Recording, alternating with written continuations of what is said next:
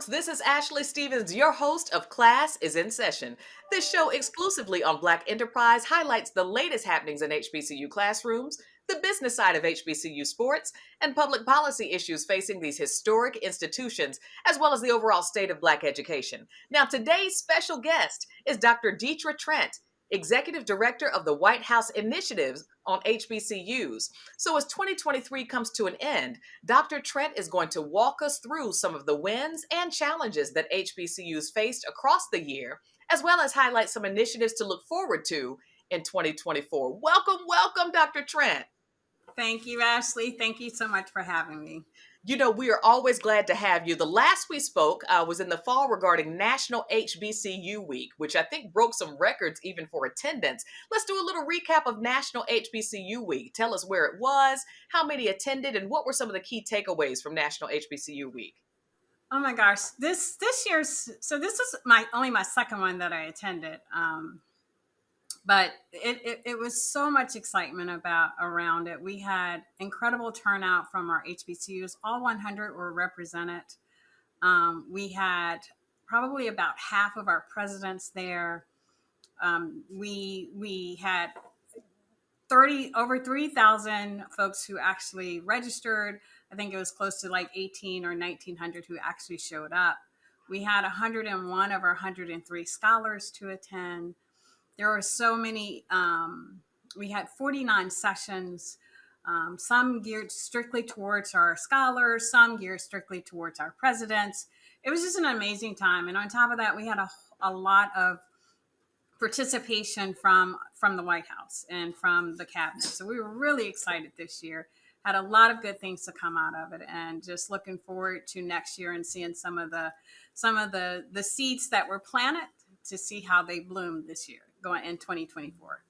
Got it. See how those seeds will bloom. And let's backtrack for those who might not be familiar with the White House Initiative on HBCUs. Tell us about a little more about what you do and what the White House Initiative does. Great. So the White House Initiative was established in 1980 under President Carter. He was the first president to sign an executive order establishing the White House Initiative on HBCUs, with the primary goal of creating greater opportunities for HBCUs within federally sponsored programs. Every president since President Carter has signed an executive order reestablishing the White House Initiative. Everyone primarily have had the same goal. This administration, however, has stepped it up a little bit. They have enhanced the office, and that now this office not only reports to the Secretary of Education, but I also report to the Executive Office of the President.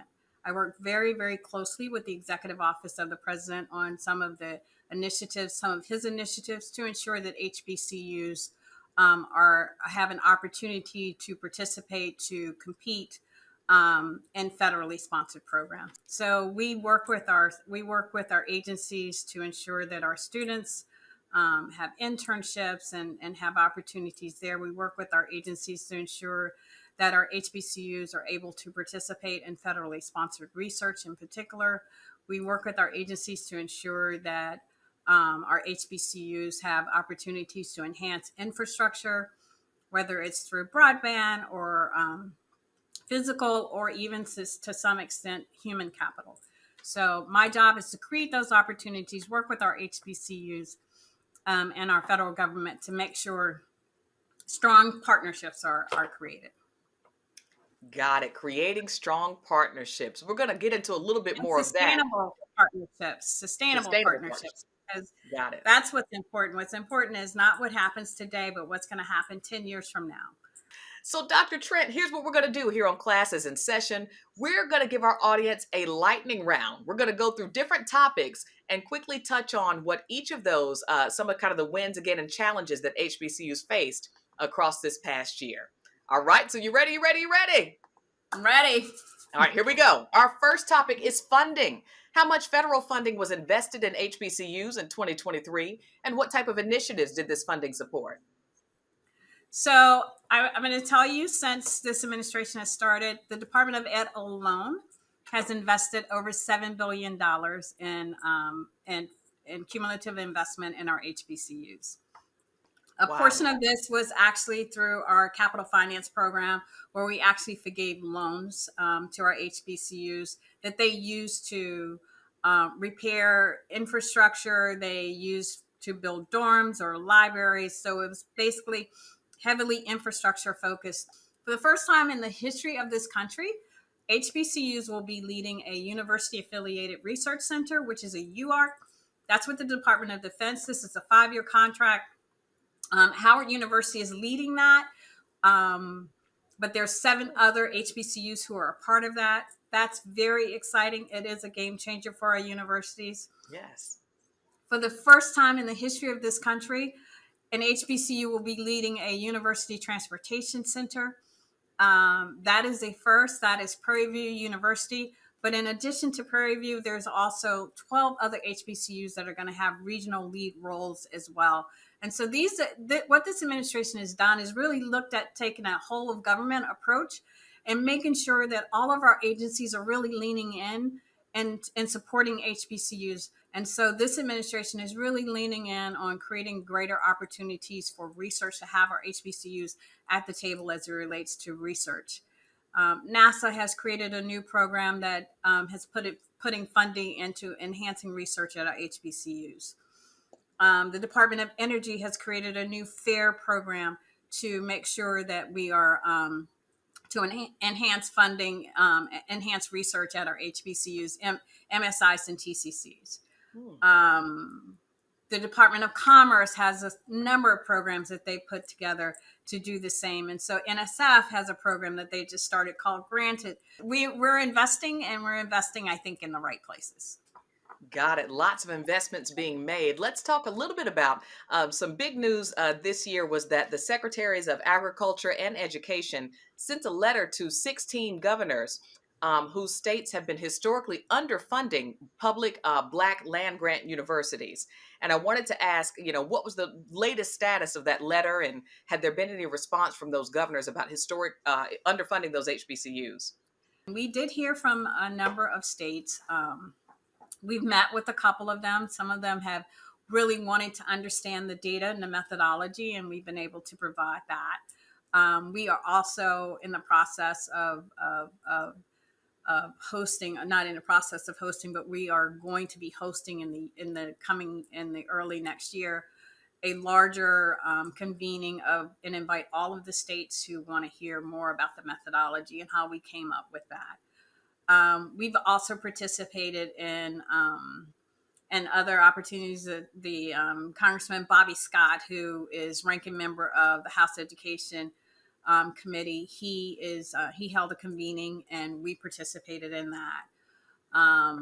The National Association of Black State Legislators had their annual conference last week. We participated in that, and so we're trying to participate and get as much information out as possible. But yeah, it's very exciting. Again, this is the one of the things that I am most proud of. Awesome. And if I'm not mistaken, that gap or that underfunding totaled about 12 billion. Is that correct across those 16 states? So that was just between 1987 and 2020. But we know that that funding gap goes back to 1890. So that doesn't even, so that's just a small portion of what our HBCUs should have been receiving. And if we think about that, and if we think about had our HBCUs received the funding that they were due, think about how much more advanced we could be at this point. Let's talk a little bit about career pathways. Now, what are some of the most popular industries that are recruiting HBCU students? And how can students prepare for these roles? And we can also talk about if there's any corporate partners or agencies Right. that are also working hard to recruit HBCU students into meaningful careers. So when I think about that, there are a few that immediately comes to mind. One is it's called ICOP, but primarily it's HBCUs in LA. And this is an organization that work with the entertainment industry in LA. Last year, they brought 125 HBCU students to LA for the summer for a summer internship. I forget whether it's 6 or 8 weeks, but it's all expenses paid, Wow. and they get it is a paid internship. Hmm. On top of that, a large percentage of them are offered jobs afterwards. This woman, Stacy Milner, started this program I think about 10 years ago. She was in the industry, um, looking to diversify the industry, and so she started this program. Um, but this is every NBC Universal is a part of it. I mean, every ABC is a part of it. Stars is a part of it.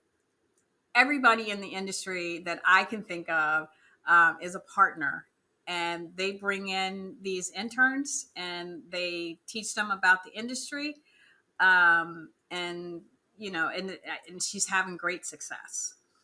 There's another program that the American chemistry industry is doing, and association or council is doing, and that's called FOSSI. They too are really trying to diversify the chemical industry. And so what they have done is they are in the process of hiring 1,000 HBCU interns.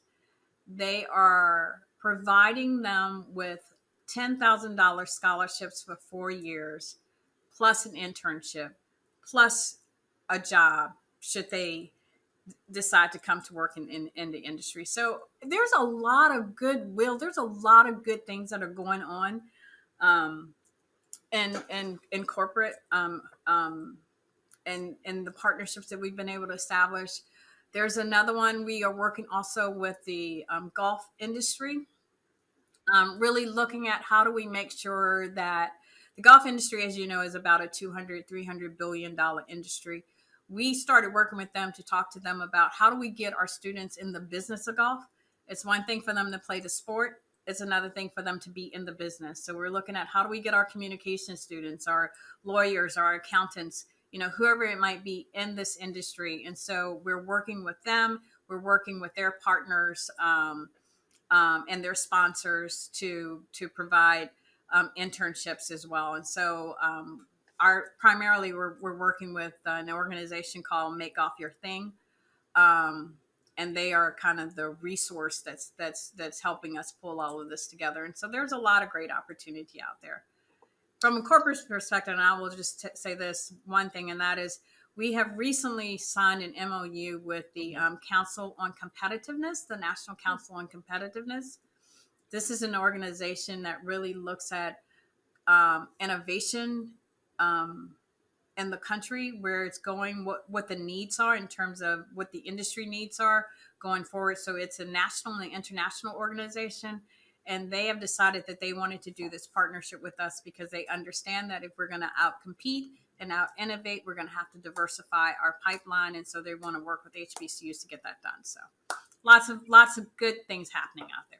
And we've talked about a lot about infrastructure. That's our next topic, infrastructure. Let's talk about some of the challenges that HBCUs faced, both physical infrastructure as well as HBCUs and their surrounding communities regarding some of the broadband and access. And I know the initiative has been doing a lot to address that.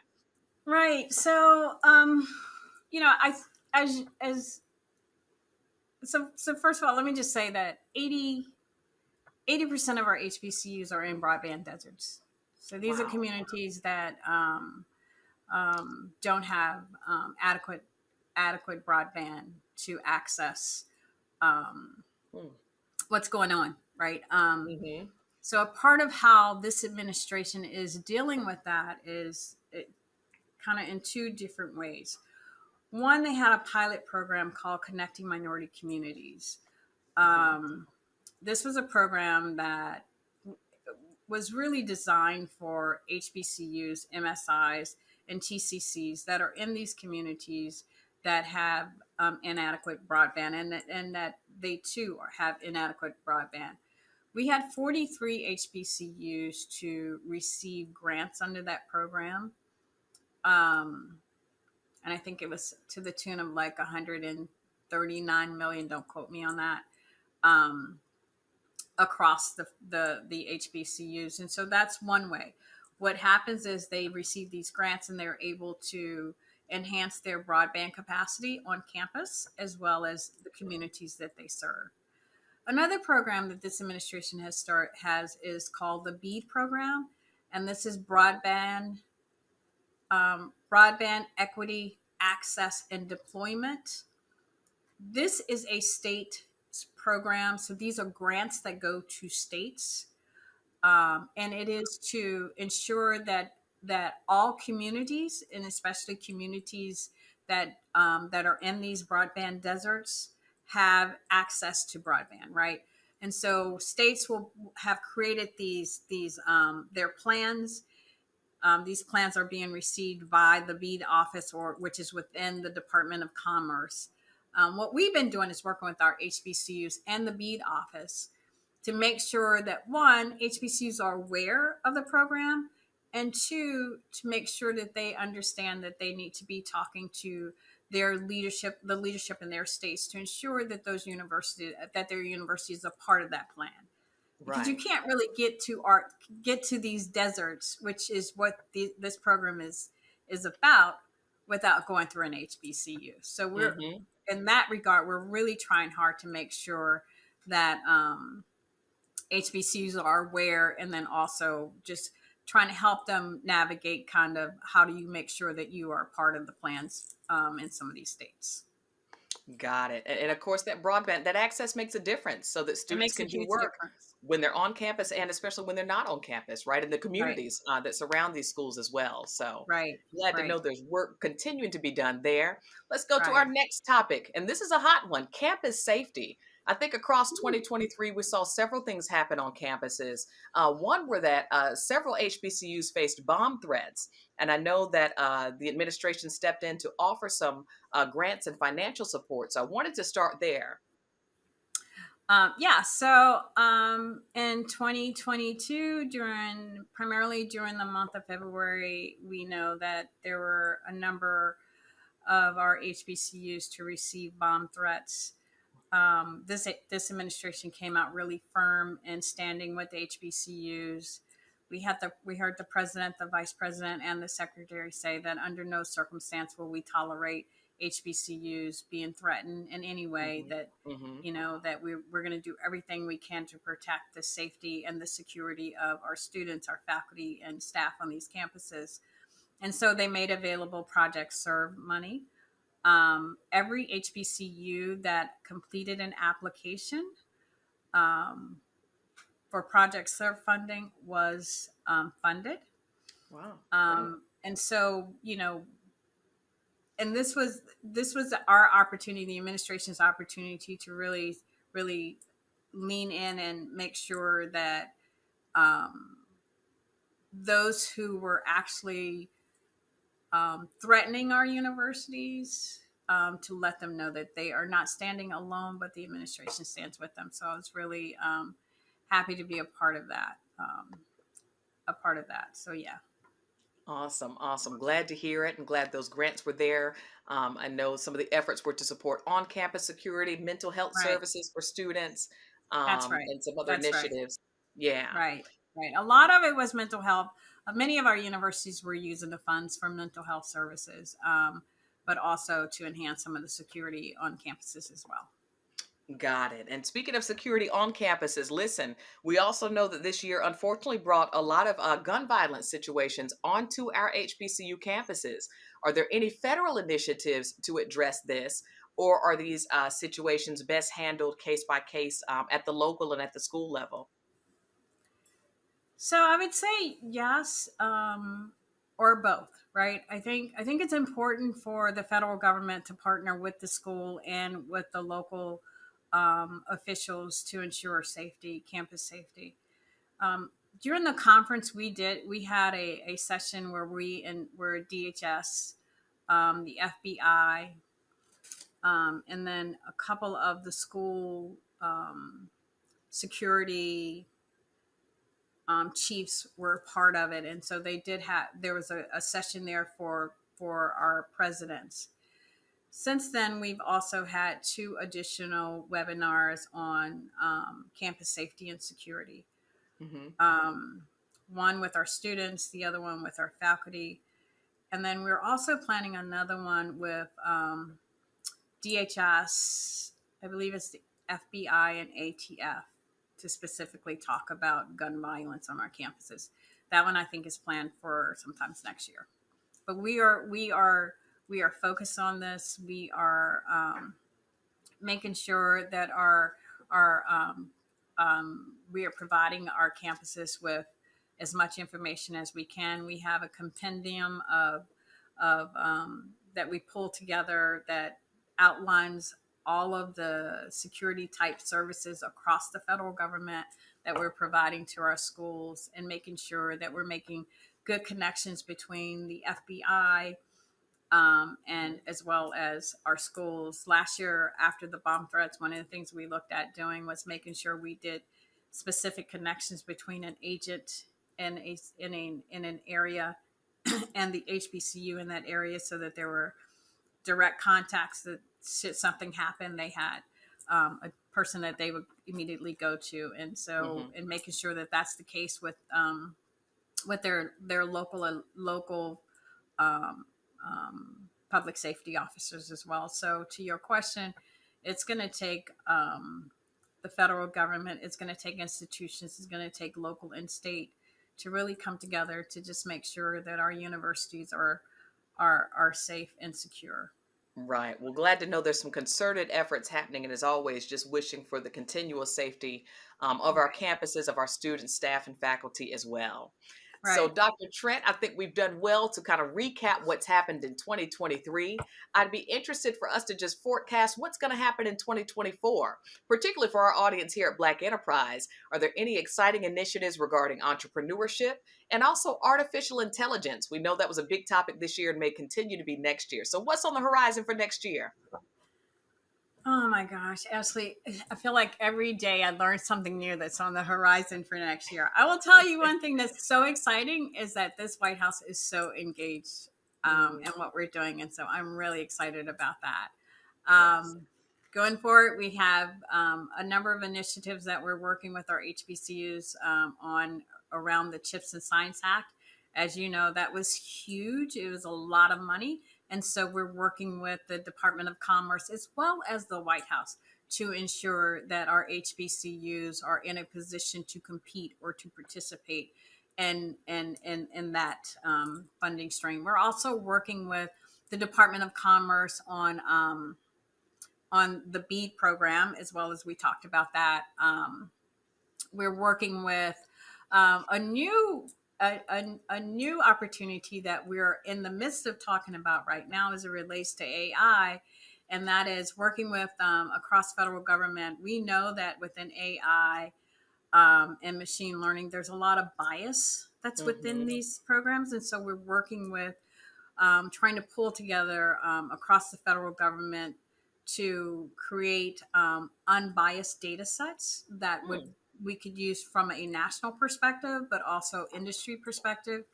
And we're going to be working with our HBCUs to establish that. So that to me is really, really exciting.